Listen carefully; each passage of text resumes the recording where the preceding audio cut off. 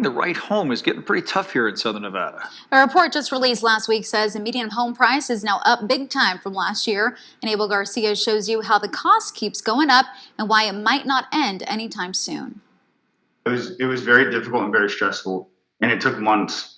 James Calhoun began his house hunting in March. On his first attempt at a home, someone beat him to it. For a different home, the offer fell through. And for the third attempt, he says he barely beat the other offers. If you're not a cash buyer, which at first I wasn't, you're like, nobody's even going to look at your offer. Calhoun says that was the only way he was able to close the deal. He offered a cash offer above the asking price, and he became the owner of this home.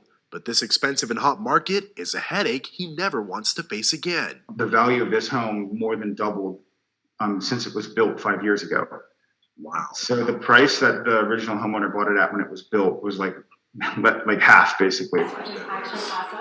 Founder of New Home Experts Jennifer Graff is searching all areas of Vegas to try to find her clients a perfect home. But during this time where we continue to see a low amount of inventory and a high demand, the search for that dream house is getting harder and harder. In some cases, you're not going to get everything on your wish list, so it's a matter of getting as much as you can and being able to stay in your budget. A report released by Las Vegas Realtors in early December says the median price of a single-family home sold in November was $420,000. That is 21.7% higher than it was a year ago. This increase in price set the record high in the valley. There really is a supply and demand issue. There's a lot more demand than there is supply, and that's going to continue for quite some time. And no, I haven't seen anything like this before. Graff says going into 2022, there may even be a higher demand and prices can continue to go up. It's going to take a very long time for us to make up the gap that we lost during the recession when a lot of the home builders almost stopped building completely.